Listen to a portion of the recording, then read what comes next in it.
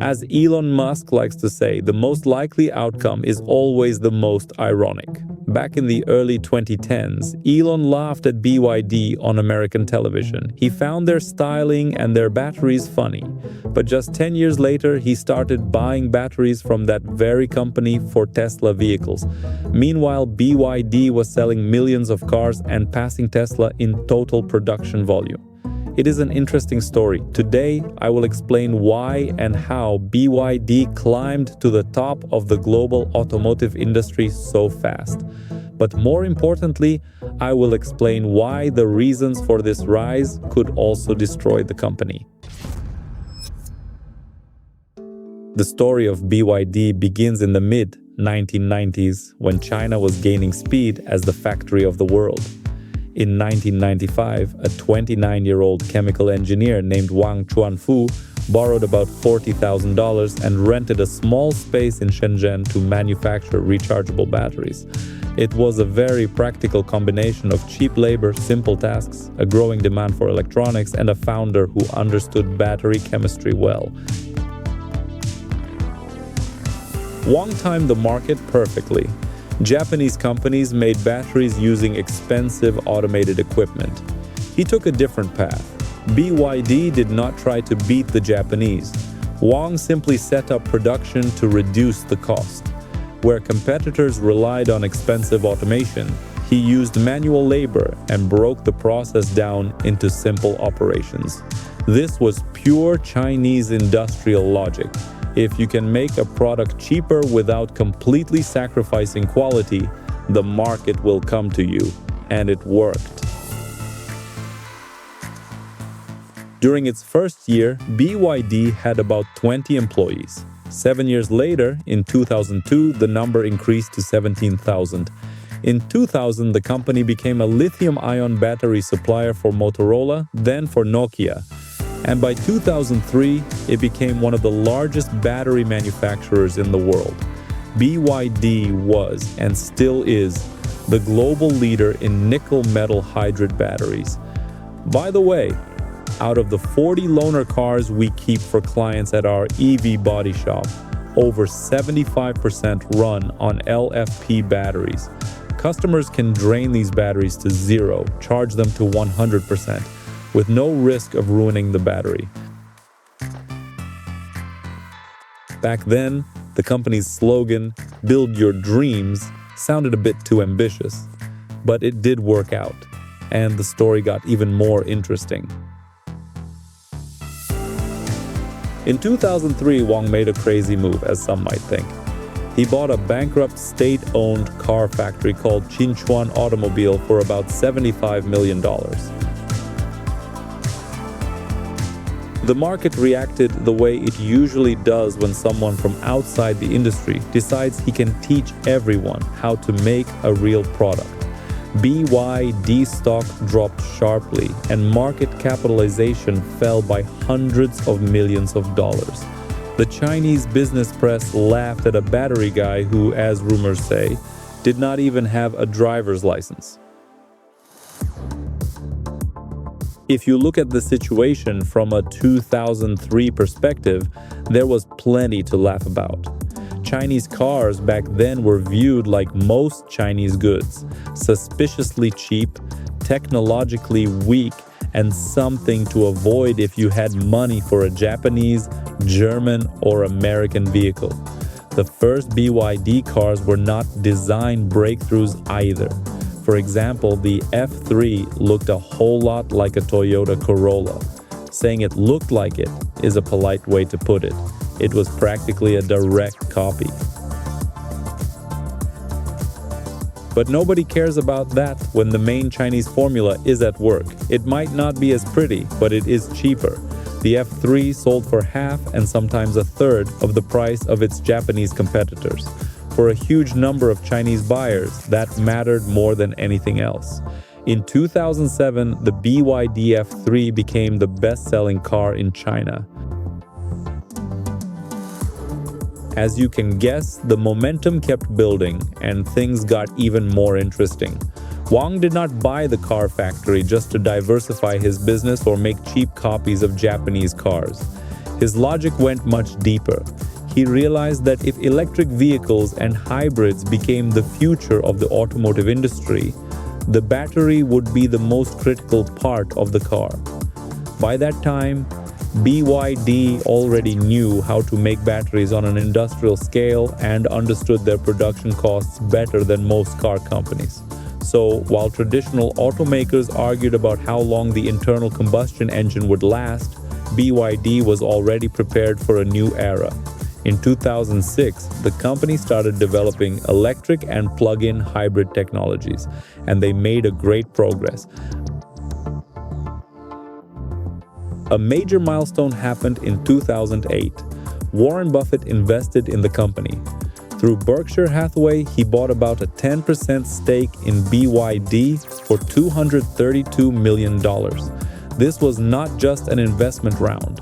For the rest of the world, it was a stamp of approval.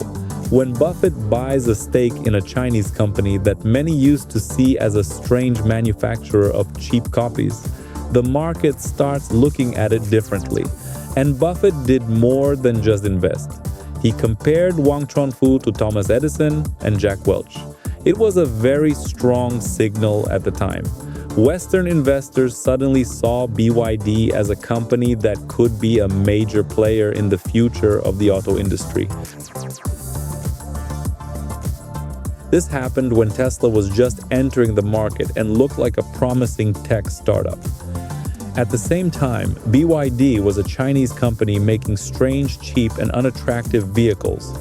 While Tesla built an image around a tech revolution, BYD did less glamorous work. It built its own supply chain. How did the BYD system work? It relied on three key elements. The first element is vertical integration. BYD decided to manufacture almost everything in-house: batteries, electric motors, power electronics, semiconductors, software components, interior parts, and glass. For the traditional auto industry, this sounded strange. Car companies have always operated on a massive network of suppliers. One company makes the seats, another handles the control units, a third supplies the glass, and a fourth does the electronics. The manufacturer simply assembles these parts into a car and manages the brand. Just look at Chevrolet, which sources its components from external suppliers, sometimes using no American parts at all. Interestingly, Tesla chose the path of vertical integration at the same time. You can decide for yourself who copied whom, or if anyone copied at all. Vertical integration is more expensive and complicated at the start, and it requires huge investments and discipline. However, it gives you control over production costs and supply chains. When the world faced a semiconductor shortage in 2021, many manufacturers had to stop their factories. While the chip crisis hit the global industry, BYD actually increased its production because it controlled a significant portion of its own critical components. That was when many people realized that the Chinese are not just copying and cutting prices. They built a production machine that is very hard to stop. The second element of the system is the focus on hybrids. Tesla and Silicon Valley made pure electric vehicles look like a religion. That works well in California, Oslo, or maybe Shanghai, where people have chargers, parking spots, and infrastructure. But the world is much bigger than that. Hundreds of millions of people live outside of perfect charging networks. They like the idea of driving on electricity, but they do not want to depend entirely on a wall outlet. BYD understood this well. The company developed its dual-mode plug-in hybrid technology. You can drive on electricity in the city, and the gasoline engine kicks in on the highway. For fans of pure electric vehicles, this looked like a compromise. For a regular buyer, it was a practical solution. As a result, hybrids became a primary growth driver for BYD, especially outside of major Chinese cities in Southeast Asia and in Latin America. The third element is the blade battery. In 2020, BYD introduced a battery based on lithium iron phosphate chemistry.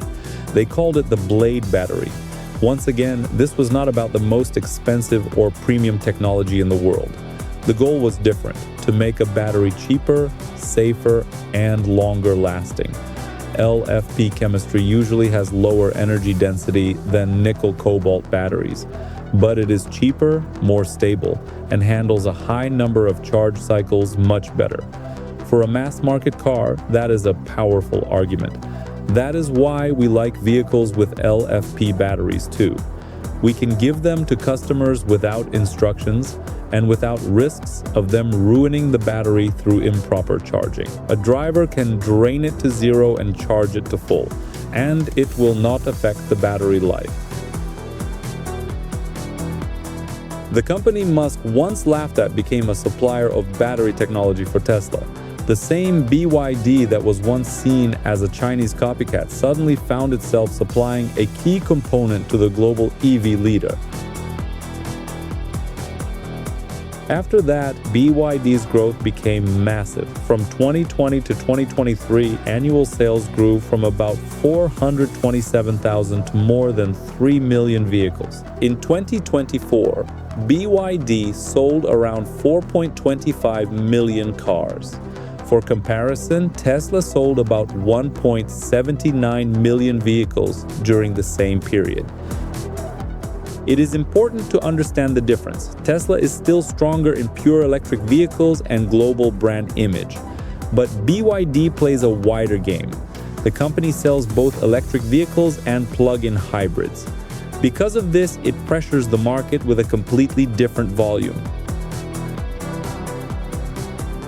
When BYD expanded fully outside of China, traditional car companies got nervous for clear reasons. In Thailand, the company quickly took a huge share of the EV market. In Brazil, it opened a factory at a former Ford plant and began aggressively capturing the market. In Australia, BYD started challenging Tesla in sales numbers. In Norway, it entered the top 5 brands by sales, right in one of the most developed EV markets in Europe. This is where the Western auto industry ran into a real problem. It is one thing when Chinese companies make cheap cars for their domestic market. You can look down on that and think they should just sell them at home. It is a completely different situation when they start arriving in Europe, Latin America, Australia, and Southeast Asia with vehicles that no longer look like bad copies. They look good, drive well, have great features, and still cost less money. That is dangerous for competitors. Now let's talk about the problems. The issue is that any growth that happens too fast eventually creates side effects. This is where the BYD story starts to look less perfect. If you dig deeper, you find that the company's success was not just built on engineering discipline and Wang Chuanfu's talent. The powerful Chinese state machine played a massive role. From 2015 to 2020, BYD received at least $4.3 billion in direct government subsidies from central and regional authorities. And that is just the direct funding. There were also low-interest loans, tax breaks, buyer incentives, infrastructure support, and the entire system that helps Chinese industry become highly competitive. At certain points, subsidies exceeded the company's net profit. This means that without government support, BYD would have looked completely different in certain years.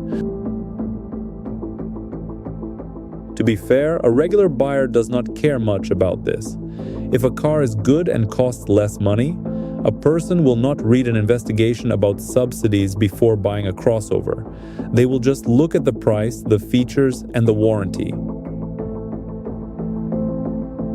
But for competitors, this is critical. An American or European manufacturer cannot play the same game. They cannot cut prices indefinitely, maintain giant factories, expand into foreign markets, and expect the state to support the entire structure for years.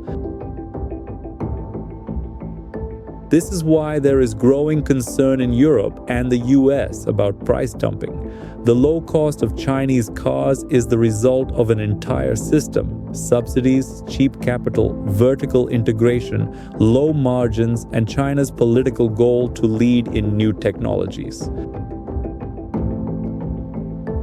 The second weak spot for BYD might be that the company only learned how to grow. When a business operates in a state of constant expansion, it cannot just stop and say, okay, now we will just stay at this level. If demand slows down, this massive machine starts to struggle. One of the most concerning signals is the story of a hidden debt. In 2025, the Hong Kong research firm GMT Research stated that BYD's real debt load could be much higher than official reports show. They estimate that if you include supply chain financing for vendors, the number might not be in the tens of billions, but in the hundreds of billions. The issue is that BYD pays its suppliers with a very long delay, around 275 days. This means a supplier has already shipped raw materials, BYD has assembled and sold the car, and someone is already driving their kids to school in it, but the supplier still has not received payment for the materials. Formally, this does not look like bank debt, and it is not recorded as a loan in financial statements. In reality, it acts exactly like a debt to the entire supplier network. If a company is growing, this model can work. Everyone accepts it because there will be even more orders tomorrow. A supplier assumes the money will arrive later, but the volumes are huge. If growth slows down, the system can start to fall apart quickly. At the same time, we see the issue of zero-mileage cars. Dealers buy vehicles from the manufacturer registers them as sold. This helps the company hit its sale target, and the cars get into the statistics as official sales. Then, these vehicles are sold on the secondary market with minimal mileage and deep discounts. A lot of these cars are also exported. In Europe, for example, importing and selling these vehicles can lower tax payments. This raises an uncomfortable question. When a company reports millions of vehicles sold, how many were actually bought by real customers? This does not mean all BYD sales are fake. Of course not. The company sells huge volumes, but part of the data might be inflated on paper. Another sign is the profit margin. Massive sales look great on paper. Millions of cars, global expansion, revenue growth, headlines, and comparisons to Tesla. But the auto industry is a tough business. Selling a lot of vehicles is not enough. You also need to make money on each car. When you constantly lower prices, pressure competitors, subsidize growth, and fight price wars, your margin starts to shrink. BYD faces the classic problem of any giant experiencing rapid growth. To stay a leader, you must sell more. But to sell more, you have to lower the price. And when you lower the price, it becomes harder to make profit. In 2025, BYD's net profit dropped by 19% to $4.8 billion. The margin shrank from 5.2% to 4.1%. For a company with over $100 billion in revenue, this is a troubling sign. It is not because BYD suddenly became weak, but because a low margin combined with huge volumes leaves very little room for error in the auto business. Other issues began appearing at the same time: vehicle recalls, quality questions, a scandal in Brazil regarding working conditions. All this affected the brand's reputation. Separately, these events do not destroy a company. Together, they begin to change how people feel about the brand. Not long ago, BYD looked like a machine that just moves forward and clears everything out of its path. Now, people ask more often if it accelerated too fast. And then, just as the clouds were gathering, another black swan appeared. Or maybe, in this case, an orange swan. The world started closing its doors. Looking at the geopolitical situation, they are unlikely to open anytime soon. Exporting was a key safety net for BYD. If the domestic Chinese market is overheated, if a fierce price war is happening there, and if demand is no longer growing at home, you need to sell abroad. However, Europe has introduced additional tariffs on Chinese electric vehicles. In the US, these cars were already absent due to distrust in the Chinese software. And after America raised tariffs on Chinese electric vehicles to levels that literally closed the market, attempts to enter this market made no sense. Yes, BYD can build factories outside of China, look for alternative routes, and expand in countries like Brazil, Thailand, Hungary, Uzbekistan, and Mexico. But the old era of free global expansion is over. The entire puzzle comes together into an interesting picture. BYD became a leader thanks to several factors: tight production control, vertical integration, a focus on batteries and hybrids, low prices, government support, and massive volumes. All of this worked well. Now those same factors are creating risks. Vertical integration gives you control, but it requires huge fixed costs. Low prices help capture the market, but they pressure margins. Government support helps you grow, but it leads to tariffs and political resistance. Massive volumes provide economies of scale, but they turn into a problem if demand slows down. This is why BYD is likely at a turning point in its history. This is a story about how a growth model can start to work against itself. If you look at the bigger picture, this reflects the model of China itself over recent decades. Build faster than anyone, produce cheaper than anyone, scale more aggressively than anyone, and take over markets with volume and price. Then you have to figure out what to do with overproduction, debt, distrust, and closing foreign markets. That is why watching BYD is so interesting right now.